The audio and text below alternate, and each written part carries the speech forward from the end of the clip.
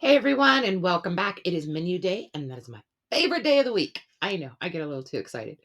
But if you're not so excited, you eat the same thing every week, you are bored of eating the same thing every week, and you don't have the time to meal plan and shop sales and to sit and really think about what you're going to do for all of the meals this week, and you seriously hate the question, what's for dinner?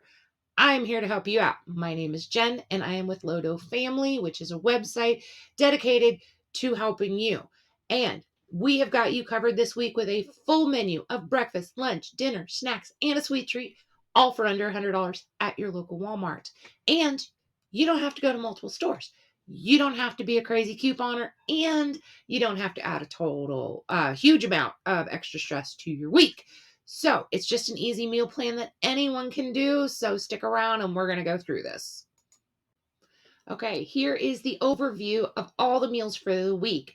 Now, don't forget that down in the description, I put a link to my website where you can see all of the slides from this video, as well as print your own black and white PDF. It does not cost you anything. It's totally free. You don't even have to give me your email address. You just click the button and either print or save. Totally simple. Okay, so let's get into this. Here is the shopping list that we're going to use this week. Um, if you notice, I do use a lot of produce and I try to use whole ingredients, meaning I'm not against processed food, but in general, processed food does cost more. So I like to use whole ingredients that can be used for multiple dishes and that actually are more nutritious. So I priced this out at the Walmart Supercenter in Denver, Colorado, and it came out to $88.03. If you ever wondered why I do a different city every week, it's because I have a list of the top 100 high cost of living cities in the US. Because it doesn't matter. Every week, someone says, oh, those prices are not available in my area. Well, girlfriend, boyfriend, whatever. Unfortunately, these are the highest prices in the US. So you may live in an area that's actually cheaper. But before you complain about the prices, please go plug this into your Walmart app or walmart.com or go to your store and see that these prices are pretty much the everyday price. Now, some items are on sale kind of for this month or this week, and you never know how long it'll last. But in general, this meal plan should cost you about $88, maybe a few dollars difference depending on tax and your area. So let's get further in. Now, I know that you guys can't see my fridge and my pantry, so you may not be used to all of the different ingredients. So I've given you some visuals of what these items look like. Now, you do not have to purchase these same brands, and not every Walmart carries the exact same brands.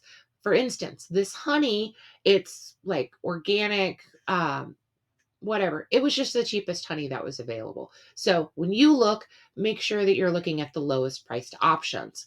Um, we did change it up a little bit this week, and I used a 3 pound bag of frozen skinless, boneless chicken thighs.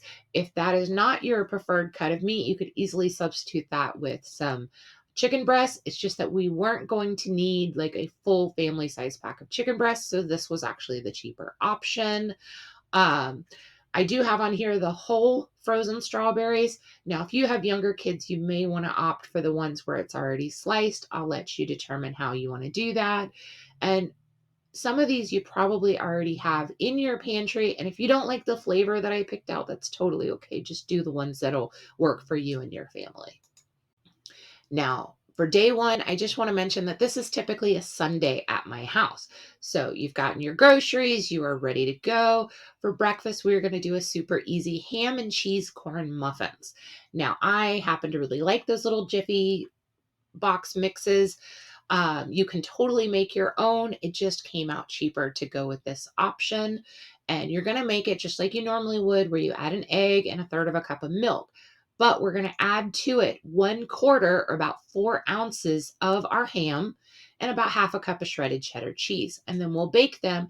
And you can do it as muffins, which is how I usually do it, or you can do it like in an 8x8 pan. Totally up to you. Now, you do go ahead and bake these in the oven for about 15 to 20 minutes until golden brown. And it's funny because most of the times we should have leftovers, but we usually end up not because we'll kind of snack on these all day.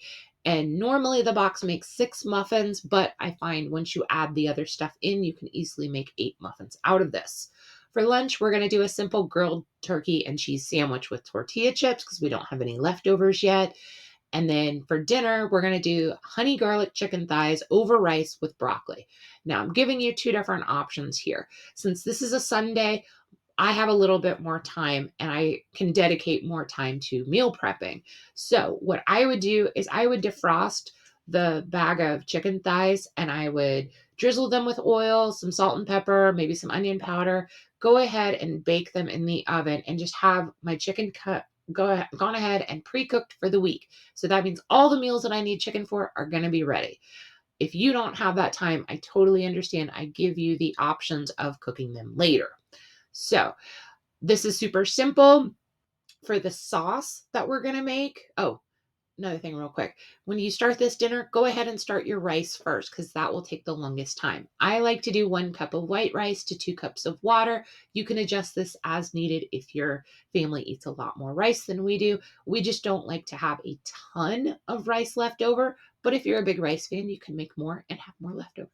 So for the sauce, we are going to combine garlic. I use the minced garlic. You could use fresh, however much you've got, honey, water, vinegar, and soy sauce. And I just mix this in a bowl with a fork until it's well combined. And then I'm going to pour it over my cooked chicken. Let this cook for, say about 5 to 10 minutes, just so that way everything is fully coated and the sauce can thicken up. And then you just serve it over rice with a side of broccoli. I like the broccoli that you just microwave in the oven, microwave in the the steam in the bag stuff. That's what I'm trying to say. And, it takes like 3 minutes. Use it as a side. Now, for the dessert or the sweet treat this week, we're going to do my version of pineapple fluff. And this is super simple and it actually makes a lot. So you're going to use a whole can of crushed pineapple, the 20-ounce size, and you have to keep the juice in there, so don't drain it. And you're going to just mix that together with a box of vanilla pudding mix. It's going to be a little thick and grainy. It's actually going to look similar to the corn muffins that we made. Once it's fully combined, then we're going to gently fold in using a spatula our whipped topping. This is going to make it all nice and light and airy. Once everything is fully done, you're going to throw it in the fridge nicely and just let it chill out for at least an hour before serving. And my kids are still on the little side. And honestly, this is really sweet, so you don't need a whole bunch. So I just divvy this out up into small cups. Everybody has some, and we can usually have this about 3 to 4 nights. Now, day 2, we're going to start off with some vanilla yogurt with strawberries and toast. If you hadn't noticed, strawberries, blueberries, raspberries, blackberries are all kind of really expensive. So we're going to use some frozen ones. And these are, basically picked at their peak ripeness and then frozen. And I always get the kind that does not have any added sugar. So it's just frozen strawberries. Now, for these, I would take a handful, put it in a Ziploc bag, and put it in my fridge. So that way it's defrosted in the morning. But if you forget, that's totally fine. Just throw them in the microwave for like 20 seconds, stir them 20 seconds until they're fully defrosted. It's totally okay. Now, for lunch, we're going to make a ham pasta salad. And this is super simple. And we're going to use up half of a box of pasta because we're only going to have 1 pasta dish this week. So this way we can make sure we're using all of that ingredient. Now, it does not matter what shape pasta you use, just any pasta will work fine. I probably wouldn't use spaghetti, but that's up to you. Now, I've put in here a simple do-it-yourself vinaigrette with most of the items people already have in their home. It's just going to use 4 tablespoons of oil, 1 tablespoon of mustard, 1 tablespoon of honey, 2 tablespoons of vinegar, and whatever favorite seasoning blend you want to use. I like to use a little mason jar and just shake the heck out of this, and that's fine. You can do it in a bowl with a fork if you want to get fancy. So you're going to make your, just go ahead and cook your pasta and drain it. Because it is pasta salad and it's going to be cold, I drain all the water off and then I just give it a nice quick ice bath. Okay. Just water with ice, dunk it in there, pull it back out, and it basically stops the cooking process and keeps your pasta from getting mushy. Now, for the vegetables in this salad, we could use 2 Roma tomatoes, a third of our zucchini, half of our cucumber, and a quarter of our green bell pepper, and a quarter of onion. I know some people don't like raw onion. Totally fine. Do what works best for you. You can even add the leftover broccoli from last night if you would like. Now, I just combine this all in a pan, in a bowl with a lid, and then I just let it hang out in the refrigerator because pasta salad tastes better once it's had time to like marinate and sit in that vinaigrette. Everything kind of soaks up and gets nice. So for dinner tonight, we're going to do a beef and potato casserole, and we're going to use ground beef. Now we have another recipe that's going to use ground beef, so we're going to go ahead and cook up the whole 1 pound roll, and then once it gets to the stage where we have drained off all the grease, we're going to take half of it, put it in a Tupperware, put it in the fridge, and then that other meal is already halfway cooked. So for the potatoes of this casserole, I like to go ahead and wash them and then slice them fairly thin, similar to like a scalloped potato. So I would say about 1/8 of an inch thick.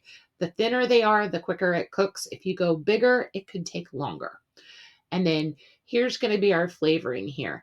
We're going to use those onion soup mixes, and we're going to combine it with 2 cups of hot water. And I just use a fork and dissolve everything. And then I'm going to add half a cup of sour cream and just give it a nice good stir. And when I say hot water, I don't mean boiling water. I just mean hotter than, like room temperature, just enough to dissolve everything. And then we have our sauce. So we're going to arrange our potatoes at the bottom of a casserole dish that I've sprayed with some Pam, just a nice even layer, doesn't have to be perfect. And then put our ground beef on top, and then we're going to pour that soup mix on top, and we're going to give it a little wiggle so all the soup gets in between all the crevices. And we're going to put that in a 400-degree oven. Typically takes about 45 minutes. I've done this both covered with aluminum foil and not, and I find that by not covering it, it cooks a little quicker. If you cover it with aluminum foil, it may take longer than 45 minutes. That's up to you. Now, once this is fully cooked and my potatoes are tender, I'm going to top it with some shredded cheese, let it melt, and then it's all good there. I do like to let this sit for like 5-10 minutes after it gets out of the oven because then it kind of soaks everything up and it thickens the sauce, similar to like a scalloped potato. For the zucchini, I'm just going to chop this however I feel and then saute it in a pan with maybe some garlic and some butter. Super yummy side dish. And then this is actually really good the next day for leftovers, and usually this makes plenty. Day 3 is going to be another super nice, easy day. Okay, we're going to start out with some fried eggs and potatoes with some apple slices. Now, I've talked about before where I like to quote unquote bake my potatoes in the microwave. It's super quick. All you do is you wash the potatoes, stab it with a fork a couple times, and then put it on a microwave safe plate. Microwave for 3 minutes, flip them over, do another 3 minutes, and keep repeating that until they're nice and soft and tender. I will typically do this the night before and put it in the fridge so that way it can be nice and cool. So the morning of, I'm just going to dice this potato up super quick. I'm going to fry it in a pan with a little oil and whatever seasoning I like. Now, I typically like using one pan. I try not to use multiple pans if I don't have to. Let's just say that. I'm not a big fan of dishes. So I will go ahead and just crack my eggs and do some fried eggs in the same pan with the potatoes. But I know not everybody likes that. So you can always make your eggs in a separate pan, do a nice little scramble on the side. And then with the apple slices, I think I've mentioned this before, but just in case, I am not a big fan of giving small children whole apples because they never eat them fully. So I like to go ahead and slice them. I give each kid a couple slices. If they want more, there's more available. But you cannot like uneat an apple. I mean, once it's started being eaten and it's touched somebody's mouth, if they don't finish it, you pretty much have to toss it. So this is just a little trick to cut down on food waste. Now for lunch, we're going to do some dinner leftovers. And like I told you, the one from last night is super good leftover. For dinner, this is super easy. I absolutely love Thanksgiving dinner, but I hate cooking it and it takes forever. So this is like my super quick middle of the week Thanksgiving dinner. We're going to use turkey lunch meat. I know some people like to get it super thick at the deli. That's totally on you. It does not. To me, it tastes just fine with regular turkey lunch meat. And if the lunch meat is a little thin, just use 2 slices. So this one I do have to cook in separate pans, but I'll do one pan, do my stovetop stuffing. The next pan, I'm going to make a simple turkey gravy using a gravy pack.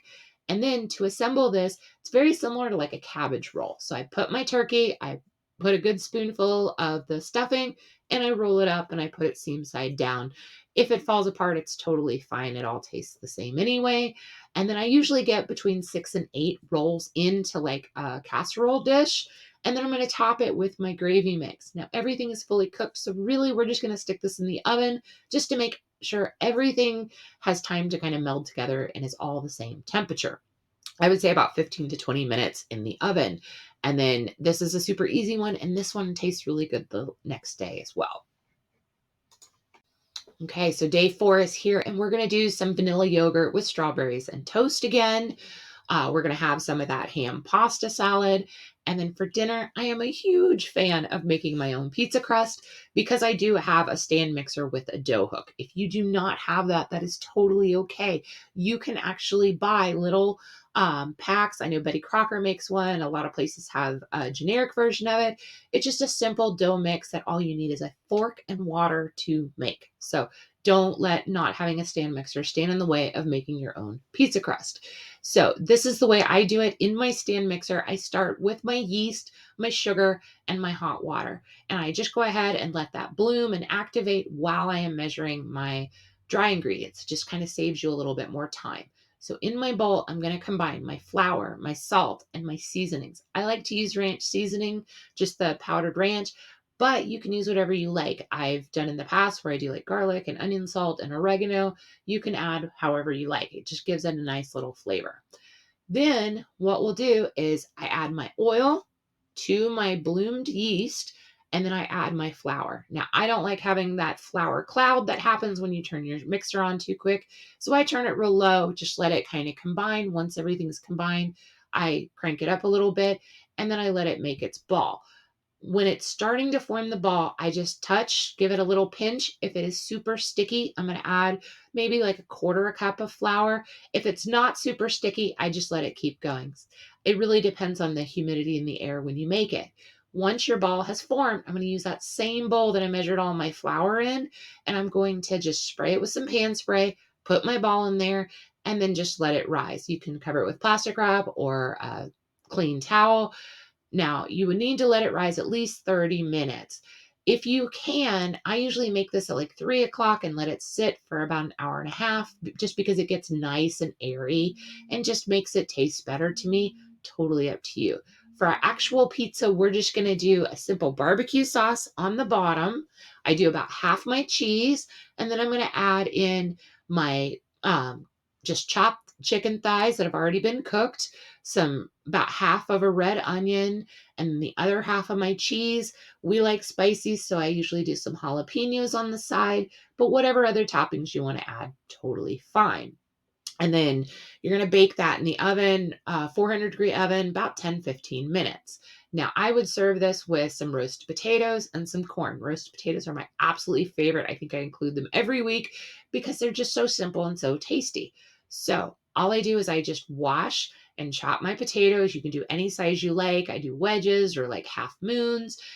Drizzle it with some oil and my favorite seasoning. Pop them in the air fryer for 20 minutes. Since we do have the oven on, you could just do them in the oven. It would take about 40 minutes. And I give them a toss and a shake, and I flip them about halfway through just to make sure everything is golden brown. Okay, it is day 5, and honestly, my energy is starting to go down when it comes to cooking. So I usually save the easier meals for the end of the week. So for breakfast, we're just going to do some scrambled eggs. We're going to add in the rest of our ham, which we should have about 25% or a quarter of that whole pound.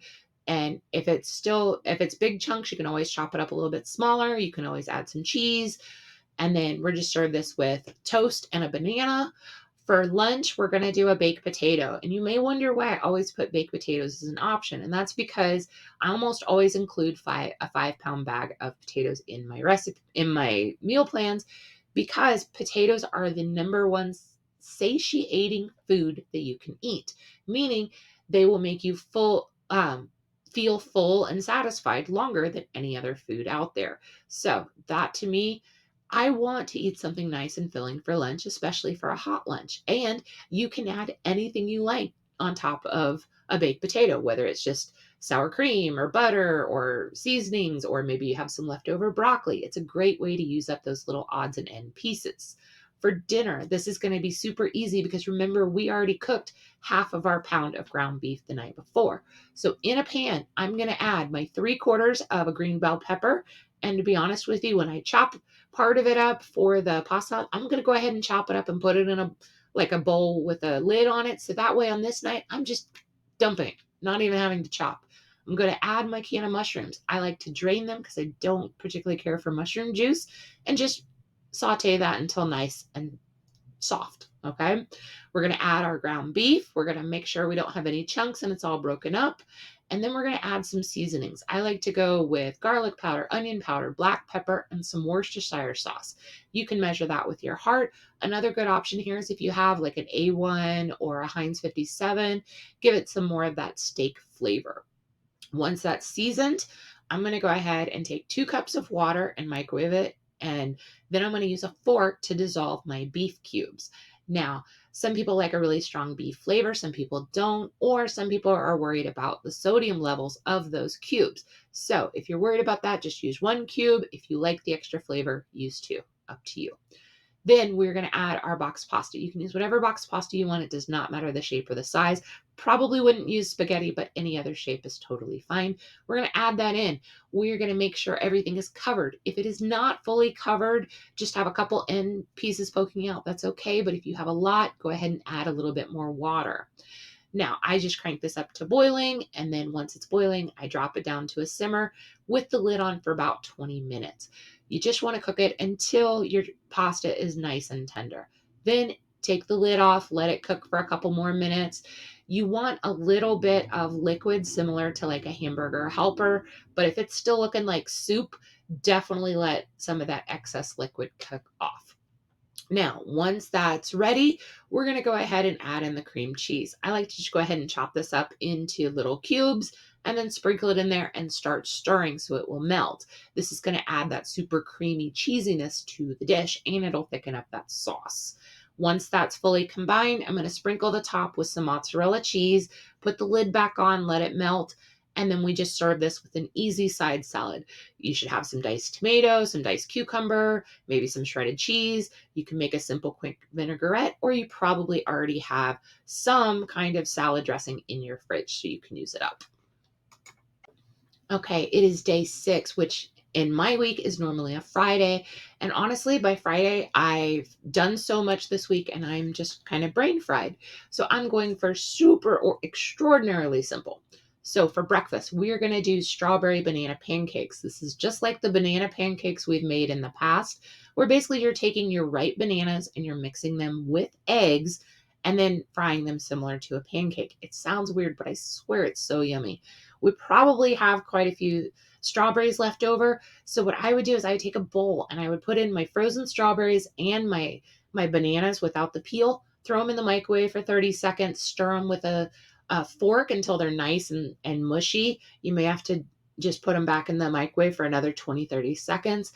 But really, we just want to get these nice and like smashed, almost like blended, if you will. And then we're going to add in our eggs. Now, typically, I just put my eggs in there and then just use a fork and whip it until everything is really combined. And then just go ahead and use either a flat top or a large pan. I do know that these pancakes, they do taste a little bit better if you do them in smaller, because I feel like if you do it too big, it takes longer to cook. So just do like the small kind of silver dollar pancakes, if you will.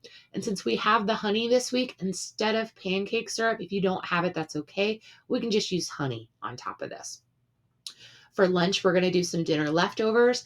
And then here's my infamous Friday night dump everything in a pan and hope it tastes good. It is going to be some white chicken chili with tortilla chips. Now, this is super easy. If you pre-cooked your chicken, all you got to do is chop it up and add it to the pan. If you haven't cooked your chicken yet, I would still go ahead and cut it into bite-sized pieces and then just saute it in oil until done. And then we're going to go ahead and add our garlic, our chicken broth, a can of green chilies, the white beans. I do like to rinse and drain those first because I don't particularly care for bean juice. And then add seasonings like garlic powder, onion, oregano, paprika, whatever you like. And then I let this simmer for about 20 minutes. And just like we did the other night, I'm going to take half of my block of cream cheese, cut it into like some little chunks, put it in the broth, and then stir because this will make it nice and creamy and thicken it up. And then we serve this with tortilla chips. My kids actually like to dip this like a dip and eat it that way, but hey, they eat it and that's fine. You can also put on some shredded cheese. I really like this with avocado. So if avocado is on sale by you, this might be a splurge item, but I know not everybody likes it. So that's totally up to you. Now, I've just given you a suggested order of these meals and shown you ways to kind of pre-cook and pre-chop things along the way, but you can totally cook this meal plan in any order that you like and whatever will suit your family. Now, I've gotten a bunch of questions lately about why I put out these weekly meal plans and I do it totally for free because other people do charge like a membership or they charge for the printable PDF version. And I just don't believe that you should make money off people that are trying to get out of their financial situation. That's just me. Everyone else can do them. But I do have some goals for this. Number one, I want to show anyone who wants to learn that it is possible to feed a family of four on a super small budget of $100 a week. Two, I want to show you that you can eat well and healthy without spending big bucks. And then, even if you're not like a super cook or, just really confident in your skills, I believe that these meal plans can be made by anyone. And you don't have to use a ton of overly processed foods because not only are those super expensive, but if you look at the nutritional facts, a lot of them are so stuffed full of ingredients that you don't want, especially like sodium. Now, lastly, I also want to help you get into the habit of making a meal plan, sticking to it, and then benefiting from making new financial habits because you could very easily take the savings in your grocery budget and apply it to debt or to apply it to an emergency fund or to sinking funds. This is just another way, instead of having to go out and make more income, you can use the income you have more intentionally and allocate it in a way that gives you better financial health. So I mentioned in the past, we have a Facebook page. Please come check it out. Go over to Facebook, search Low Dough Family. You can also search it just going on to Google. And we offer lots of different content there. Every single day, we offer tips, tricks, a little humor, and lots of support and motivation. Please drop me a comment. I respond to every single comment. If you have questions, concerns, suggestions, any of that, just let me know either here in the comments on YouTube or over on the Facebook page. I hope you all have a wonderful week and thank you again for tuning in. I'll see you next week.